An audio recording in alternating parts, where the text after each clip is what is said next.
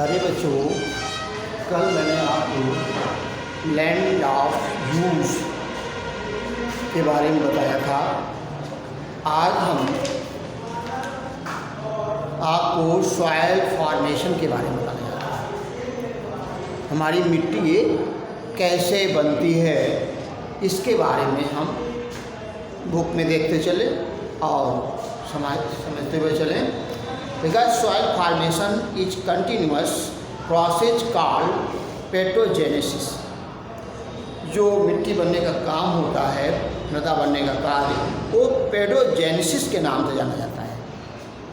Parents rock, topography, climate, soil, organisms and the time are basic factor in soil formation.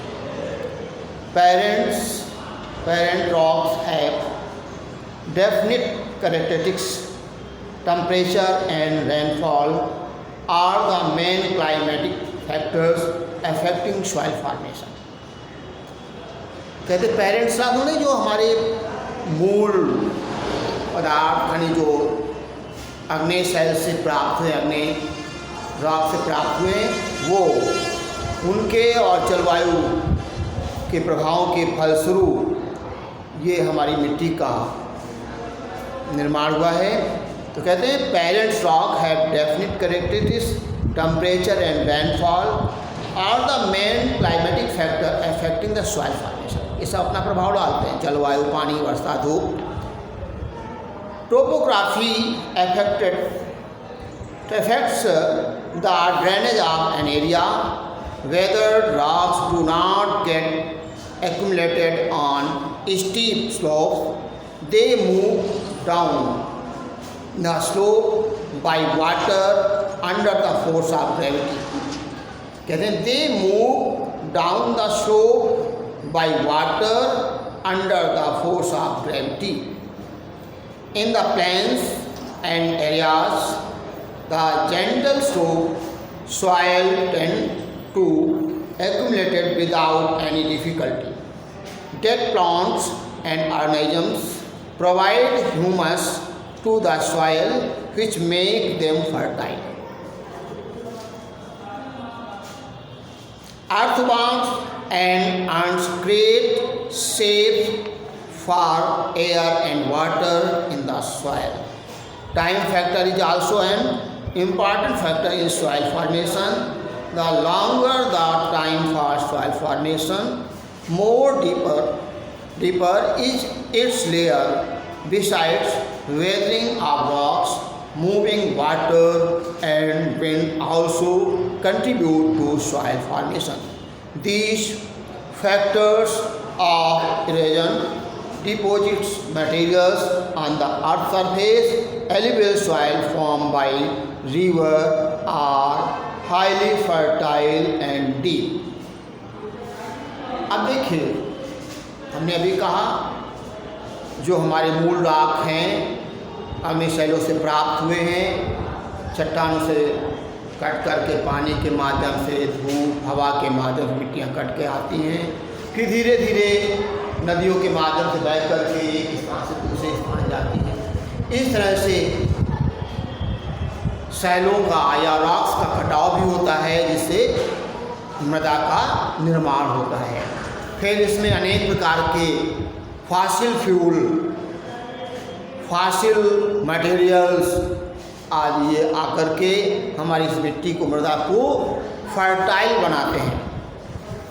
तो कहते हैं longer, और कैसे कोई एक दो दिन में नहीं, longer the time for soil formation, इसके बनने में एक बहुत लंबा समय लगता है। More deeper is it's layer, इनकी गहराइयाँ बहुत नीचे तक हैं, ये बनती आ रही हैं। Beside weathering the rock, moving water.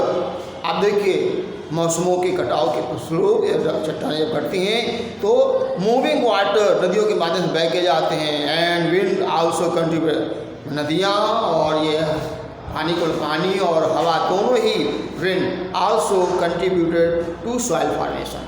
मिट्टी के बनाने में ये दोनों ही मेन, पानी और हवा, ये अपना योगदान देते हैं।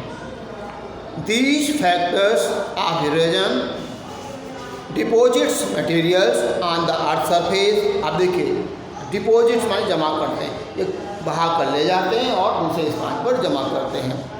एलुवियल सॉइल फॉर्म, इससे क्या होता है, दोमट मिट्टी एलुवियल सॉइल का निर्माण होता है बाय रिवर्स और हाईली फर्टाइल एंडी। कहते हैं ये हाईली फर्टाइल मतलब बहुत उपजाऊ होती है मिट्टी। अब प्रॉब्लम ऑफ सॉइल, अब मिट्टी की क्या समस्याएं हैं। डिप्रेशन एरोजन, अब डिप्रेशन एंड एरोजन दोनों में अंतर है। एरोजन मैंने कटाव और डिप्रेशन मैंने किसी चीज कमी होना। Are the two major problem of soil, depression and erosion, ये दो नाम के फैक्टर हैं जो इस मिट्टी की उर्वरा शक्ति को कम करते हैं। कंटिन्यूअस कल्टीवेशन ऑफ क्रॉप्स, अब लगातार क्रॉप्स उगाने से robs soil of its fertility. Continuous cultivation of crop robs soil of its fertility. Robs माने कमी लाता है मिट्टी को उपजाऊपन में। It is the same crop grown very every year, the soil will surely become deficiency in same nutrients. जब लगातार कोई फसल की जाती है उसमें उसके तत्व उसमें निश्चय ही कहते हैं उनके पोषक तत्व कम हो जाते हैं। कहते हैं डिफिशिएंसी माने कमी आना। असम न्यूट्रिएंट्स माने उनके जो तत्व होते हैं उनके लिए कहा गया है। It is important to note that all crop do not need the same nutrients. अभी जो देखिए क्या कहा गया है, सभी फसलों के लिए एक जैसे न्यूट्रिएंट्स तत्वों की आवश्यकता नहीं होती है। गेहूँ जैसे आपने सुना होगा दोमट मिट्टी आपकी गेहूँ की उपज के लिए अच्छी होती है, लेकिन वहीं यदि हम कह दें आलू और शकरकंद के लिए अच्छी होती है। आलू शकरकंद के लिए आपकी डिजर्ट सॉइल सबसे अच्छी होती है।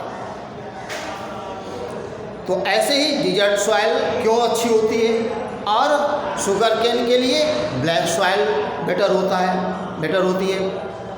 तो इनमें अलग अलग पोषक तत्व पाए जाते हैं, न्यूट्रिएंट्स जिसे बोलते हैं। इन पोषक तत्वों के द्वारा ही फसलों का संवर्धन होता है, फसलें आगे बढ़ती हैं, अच्छी फसल होती है यदि उनके उपयुक्त अनुकूल न्यूट्रिएंट्स पाए जाते हैं।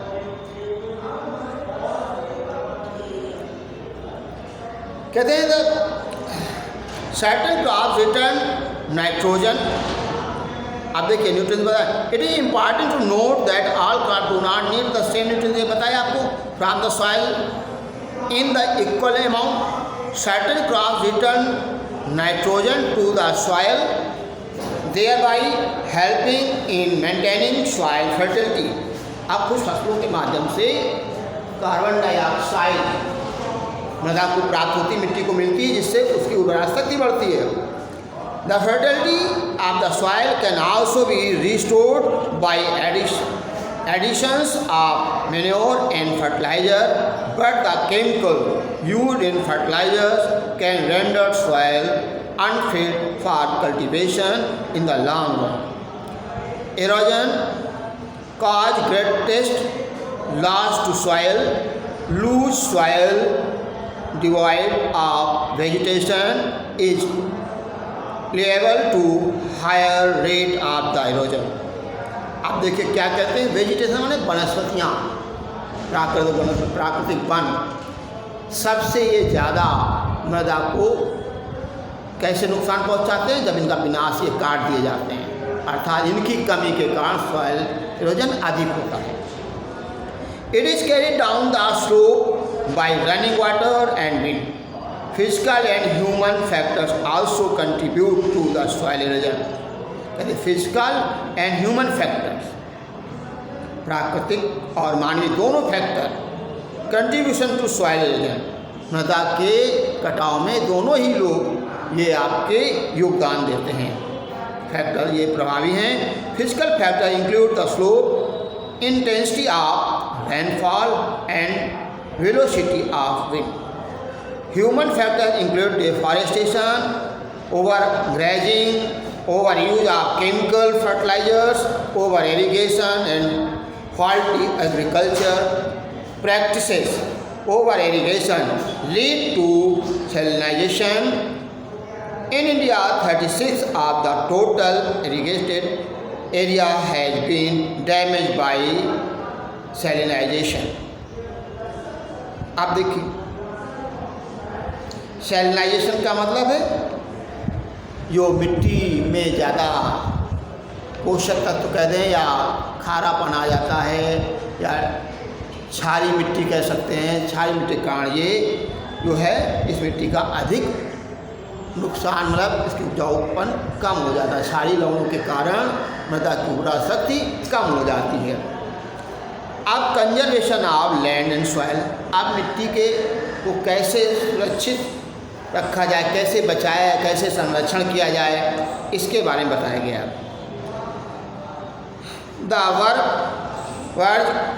वर्गोइनिंग पॉपुलेशन, वर्गोइनिंग मतलब है यहाँ increasing the population, the world over is creating additional demands of the natural resources. It has led a large-scale destruction of natural resources, land, soil, and in particular, there is a pressing need to minimize the present rate of the destruction of resources.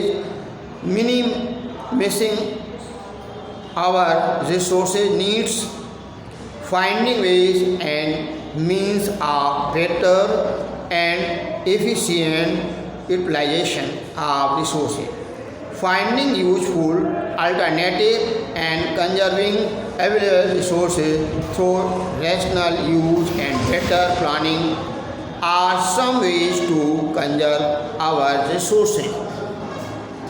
क्या कह रहे हैं इसमें, कैसे मिट्टी का सबसे ज़्यादा संरक्षण किया जाए. Minimising our resources needs finding way and means of better and efficiency utilisation of resources, मतलब किसी चीज़ का उचित ढंग से उपयोग किया जाए, कम से कम उपयोग किया जाए मात्रा में, वही इसका संरक्षण का पूर्ण परिचायक है. लेकिन इसके अलावा ओवर ग्रेजिंग आपका जैसे सॉइल का है और उसके डैम बनाकर मृदा को, नदियों पे डैम बनाकर मृदा के कटाव को रोका जा सकता है, सॉइल के जो है आपका फर्टिलाइजेशन को रोका जा सकता है. तो कहते हैं conservation available resources through the rational use, अनुपात किसी चीज़ का भी उपयोग करें, अनुपातिक उपयोग करें एक रेशियो के आधार पर. तो कहते हैं बेटर प्लानिंग, और उसका एक प्लान बना लें, तभी उसका संरक्षण किया जा सकता है. अब इसके बाद में कहते हैं for conservation of soil following measure by adopted. अब ये मेजर कुछ हैं उन्हें अपनाए गए हैं. Terrace farming on hill slope, contour ploughing, control shifting cultivation, controlling deforestation, plugging of gullies, strip cropping, burning of fields, creating shelter belts of trees in dry region and rice tilling. आप इतना पढ़कर बच्चों आइएगा, इसके बाद में कल water resources पढ़ाएंगे. धन्यवाद.